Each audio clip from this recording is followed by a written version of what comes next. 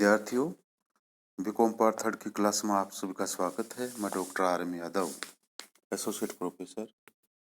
मैं आज आपको बीकॉम पार्ट थर्ड के सेकंड पेपर विज्ञापन एवं विक्रय प्रबंध, एडवर्टाइजिंग एंड सेल्स मैनेजमेंट के महत्वपूर्ण टॉपिक माध्यम नियोजन एवं अनुसूचन, मीडिया प्लानिंग एंड शेड्यूलिंग के बारे में बताने जा रहा हूँ। सभी विद्यार्थी ध्यान से सुने।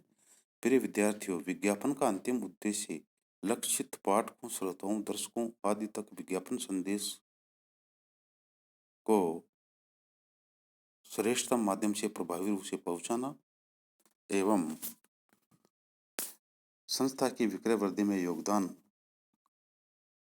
कर लाभदेयता में वृद्धि करना है।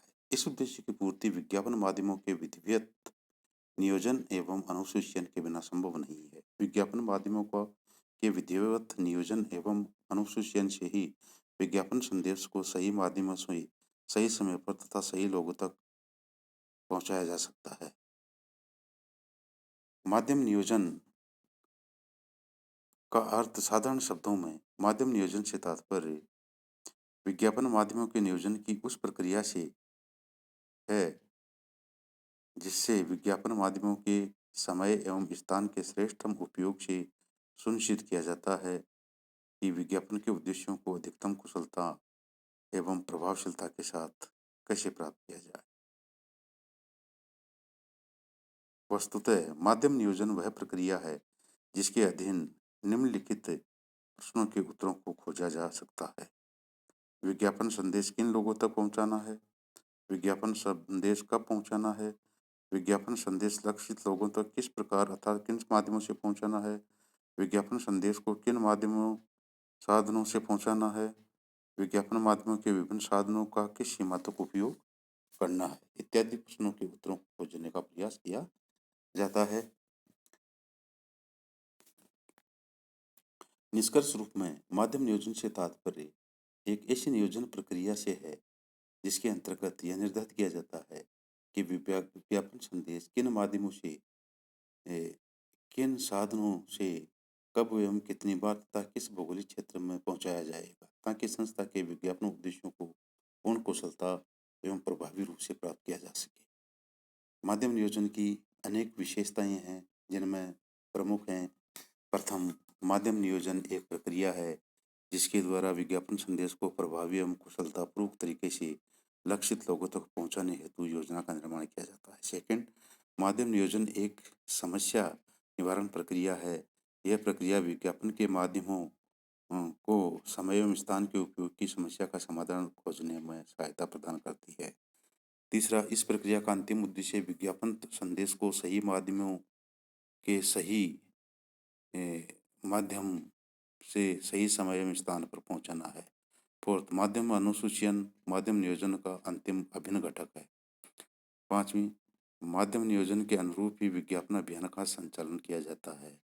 नेक्स्ट, माध्यम नियोजन विज्ञापक के विज्ञापन उद्देश्यों को ध्यान में रखकर किया जाता है। और लास्ट की विशेषता है माध्यम नियोजन से माध्यम व्यूह रचना का निर्माण किया जाता है जिससे कार्यकारी योजनाओं का निर्माण किया जा सके। अब माध्यम नियोजन की शब्दावली क्या है? इस संबंध में माध्यम नियोजन के दौरान कई तकनीकी शब्दों एवं अभिव्यक्तियों का उपयोग किया जाता है। इन सभी का अर्थ संक्षेप में नीचे स्पष्ट किया जा रहा है। प्रथम है माध्यम, मीडिया। माध्यमों से तात्पर्य विज्ञापन प्रसारण या प्रस्तुतिकरण के विभिन्न माध्यम से है। विज्ञापन संदेश के प्रसारण प्रस्तुतिकरण किसी एक माध्यम अथवा एक से अधिक माध्यमों द्वारा करने का नियोजन किया जा सकता है। माध्यम साधन मीडिया विकल्प विभिन्न माध्यमों में से किसी भी एक माध्यम के चयन को विशिष्ट साधन को माध्यम साधन कहते हैं। उदाहरण के लिए प्रेस विज्ञापन माध्यम अनेक विज्ञापन माध्यमों से एक माध्यम है। प्रेस विज्ञापन माध्यम के अधीन अनेक साधन हैं जैसे times of India, Dainik Bhaskar, Dainik Jagran, India today आदि पत्रिकाएं हैं। इनमें से प्रत्येक को साधन के नाम से जाना जाता है। थर्ड, माध्यम पहुंच।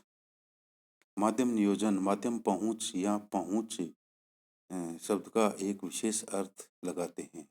पहुँच से तात्पर्य उन लोगों या परिवारों को इस संख्या से जो किसी विशिष्ट माध्यम साधन अथवा माध्यम अनुसूची से किसी विशेष समयावधि के दौरान अ, कम से कम एक बार